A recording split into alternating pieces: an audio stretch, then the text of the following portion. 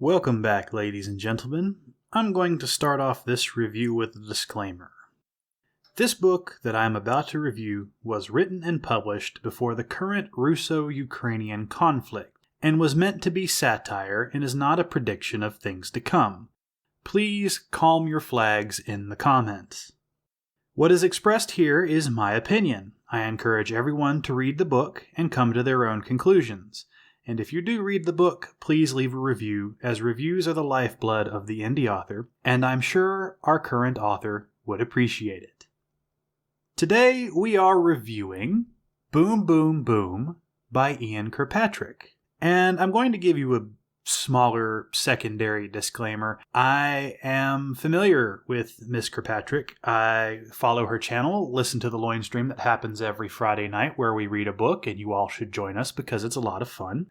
So I'm going to try to be as unbiased about this review as I possibly can.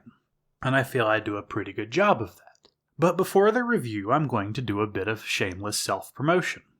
If you would like to review or comment on my own work, I will leave a link down in the description to where you can find my own books.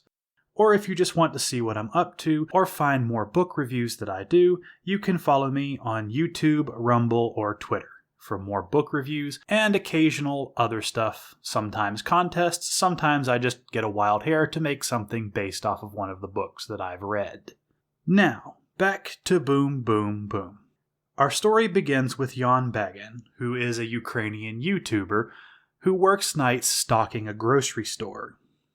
His YouTube channel is a mighty popular behemoth with a whopping 22 subscribers and not a single comment to its name, something that Jan has assured us in the book that he would love more than anything else.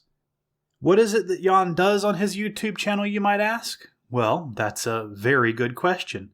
Jan should actually be far more popular than he is because on his YouTube channel, he makes explosions of all different colors with all sorts of different materials, which he won't name on the YouTube channel, but he assures you are very, very special and people don't need to know about them because asking questions is how you get people mad. Lately, he has acquired some special yellow goo, which he shows on his most recent video he is making in his wonderful little clearing out in the woods. He talks about how it's potent and how you can taste what it's about to do. And he mixes everything together with a strange tingle of excitement, which is a little bit foreign, but since we're reading this through his eyes, we know what he's feeling. And he sets off the biggest explosion he has to date. With wondrous excitement, he packs everything up and starts heading home to upload his YouTube video. Jan is very excited because his most recent video netted him an extra 2 subscribers, and is hoping that this time he will finally possibly get a comment, or maybe even talk to one of his co-workers about the work that he does. Jan, it turns out, is a very excitable young man. When he wakes up, he has finally received his greatest wish of getting a comment on one of his videos. And not just a comment, there are some gentlemen here to meet him. Upon entering his living room, he meets the fedliest feds to ever fed up the Fed. And I am not kidding. These are the most glowing individuals you will ever see. They are there in the middle of a Ukrainian spring in Hawaiian shirts, straw hats, sunglasses, and leather shoes. They are odd beyond the realm of odd. And if you have seen some of the news lately, you probably know what I'm talking about. Cargo shorts and polo shirts starting to ring a bell here. These feds convince Jan that no, they're not feds, they're actually fans, and they want to sponsor young Jan, and they hand him what I'm going to affectionately refer to as the demon briefcase. Because for some strange reason, these men in Hawaiian shirts in the middle of Ukrainian spring, which is like everywhere else is winter, hand him a briefcase that contains, let's call them military-grade substances.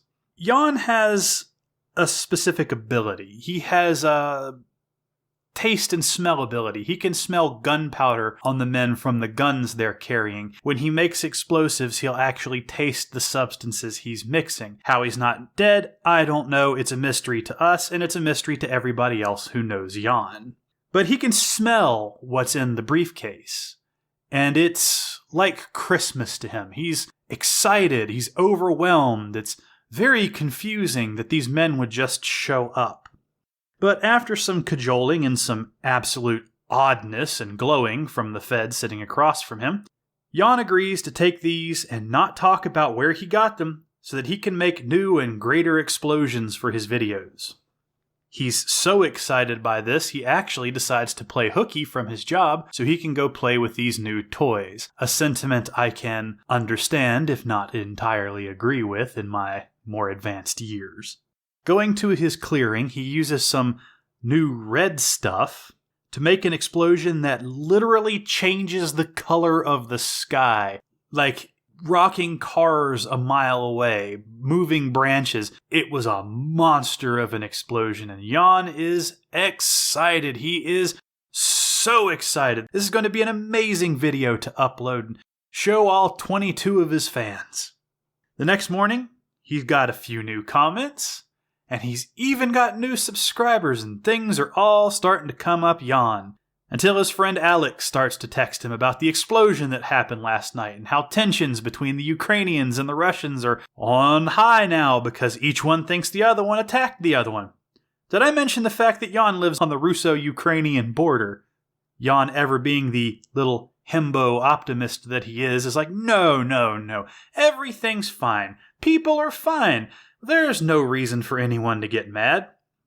However, a ride through town to his job starts to convince him otherwise, as his sleepy little Ukrainian town is now host to a small Russian army regiment that's not only all over town watching every building, but heavily crowded around his explosion site so he can't do any more work today.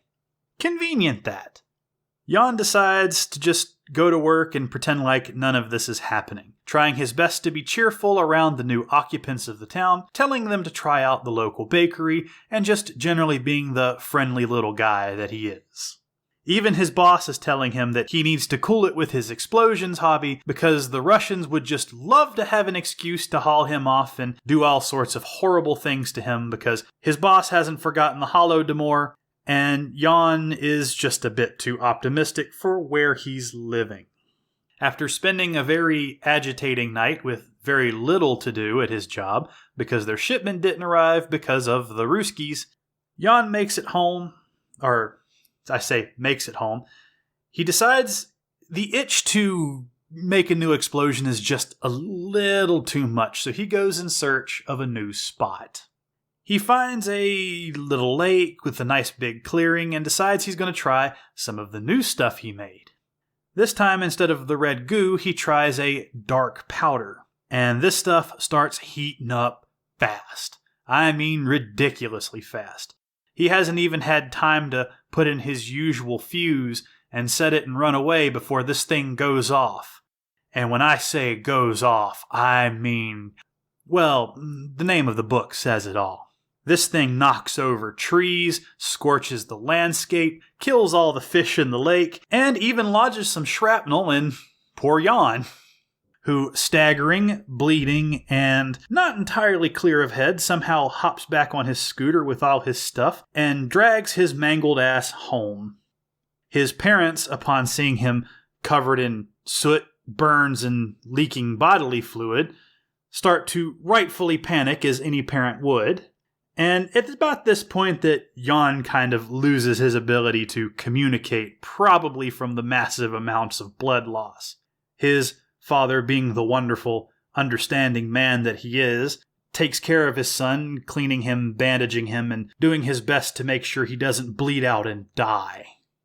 Jan wakes up in his own bedroom, in a tremendous amount of pain.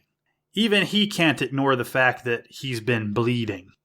And he and his father have a sort of come-to-Jesus talk, is about the nicest way I can describe it, where his dad basically tells him, "No more. I'm not going to watch you kill yourself. Stop giving people reason to think you're a terrorist and get rid of all this explosive stuff before you actually hurt yourself." Granted, he's a little bit more blunt than that, but I understand where the man's coming from after having to dress the wounds of his almost bled-out son. However, things don't end here as the feds come back. And they were so impressed with the last video that they saw and the massive, earth-shattering car alarm setting off, international attention-getting explosion he set off last night was just enough for them to offer little Jan his own TV show. In America. If this isn't sending up red flags to anyone else, it should be. But after some of the weird persuasion that the feds do, Jan agrees, and he starts packing up his stuff. And he has another argument with his father, where his father says no son of mine is going to go do this and let the world think he's a terrorist. You know, the common fallout, because I get it. His dad is not good at communicating, and he doesn't want his son to get hurt, and he doesn't trust these people who are trying to take his son away.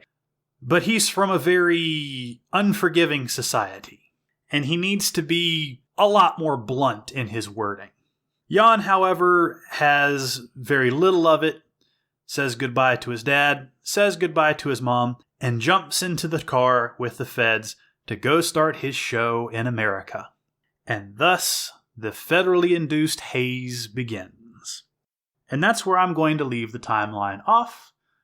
Be just enough to get you into the story, but not enough to give you too many spoilers. Now let's get into the things that I like. Jan is the very first thing that I like. He is a great character, and I've been looking for a chance to use this word ever since I heard what it was. He's a himbo. He's nice, sweet, kind, and woefully ignorant. Too many things just sail right past him. He takes everything at face value. When people tell him stuff, he wants to believe them. He doesn't have an ounce of guile in his body. His hobby is both dangerous and captivating. He basically goes into the woods, mixes explosives, and drinks all on YouTube, which I think should have netted him 1 million subscribers by video 5, but I think at this point in the story, or at least as far as we've left off, he's made about 20 videos. But Jan has a natural charisma where he's just kind of a friendly guy. He seems like somebody who would be fun to be around, though his surroundings don't seem to reflect this natural charisma that I see in the character. The next thing I want to mention is the feds. And this being satire, I have to say, these are the fedliest feds. I've said it before and I'll say it again. They are the absolute fedliest of feds. Every scene that has them in it, they are simultaneously ubiquitous, slightly inhuman, kind of like if an AI could generate people. That's how the feds are. There's something not quite right and not quite human about them. It's covered later on that they're kind of lizard-brained. I can't say enough about just how off the feds feel, how many alarm bells they trip as you read the story, and I know that that was probably intentional. And we're going to also mention that they lie just as easily as they breathe. They'll come up with a lie in a split second, and if you read the book and get to their part about the VPN, you will know what I'm talking about. Now, that's also going to lead into a little bit about what I didn't like. Some of the parts in the story feel oddly long-winded, but the thing is, I can't put my finger on exactly where. When Jan gets to the States, and a little bit of spoiler here, he's basically in federal custody, though he doesn't know it. It's a very kind of cushy imprisonment, but it all feels very vague and almost fever dreamish. It's a little bit hard to follow, and there's a certain amount of angst to it. And I think this was intentional, and it's a very good effect in the book, but on a personal note, I kind of didn't like it. It wasn't as fun to read as some of the parts with Jan just blowing stuff up in the woods. However, it does serve a purpose. I get where it's coming from, and it fits with the story, so I can't dislike it too much. Well, and it's also with the feds, while great character-wise for what they are, their disjointed and disingenuous way of talking can make the story a little bit hard to follow at times. When they talk to someone, they're almost addressing what the person is talking about. Like, they're talking to someone else and talking to this person at the same time. If you've ever had to have a conversation in person with somebody who's on a cell phone, you'll know what I'm talking about. And that's going to bring me to my thoughts. Because I'm not entirely sure I like or dislike the part where he's in federal custody. Because it does set the mood properly for how the Fed operates. I've known a few people who worked for the federal government, and anybody who's had to deal with overwhelming bureaucracy knows that weird feeling of being in limbo when you're having to deal with a government bureaucracy. And the entire parts where Jan is basically in their power feels exactly like that. It's very strong and it's ever present, but that's a fair-sized chunk of the book. I think that it might have been better to shorten that part, but I'm not sure how. Because as I reviewed it, I'm thinking, this is a bit long, but I have no idea where I would shorten it because the effect is so essential to just how abhuman the feds are. Now, on that note, I will say this feels like a complete story, and by that I mean I read so many series and so many things that are trying to be series and so many things that want to end on a cliffhanger. It's really nice to read something that has a conclusion, that is an entire self-contained story. This doesn't feel like there could be a sequel, because Jan, honestly, isn't that complicated a character. He's probably the best part of the whole book, but I don't see him stumbling his way through a sequel. A lot of the reason he succeeded is dumb luck and just general ignorance of his situation. Now that he's a little bit wiser and can pick out who some of these people are and has realized there's deceit in the world, I don't see how he could fall for a similar ploy in the future. Also, with this being satire, now I'm going to say I don't read a lot of satire, so I can't tell you 100% if it is. I've heard people argue this is satire, this isn't satire. The argument feels kind of invalid to me. This was a fun book. It was a fun little read.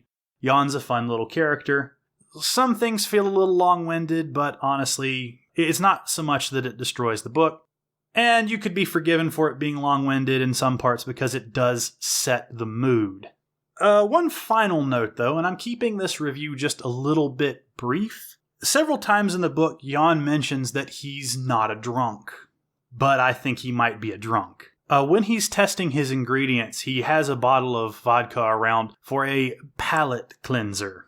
And he often is inebriated, wobbly, and not quite as sure-footed as he should be, but he's always convincing himself it was not the drink. I haven't drank enough to be wobbly yet. And sometimes it's a little vague as to whether he's wobbly because of excitement or wobbly because of the alcohol, but oftentimes you know it's the alcohol. And other people comment on this, and I think maybe, just maybe, Jan has a little bit of a drinking problem.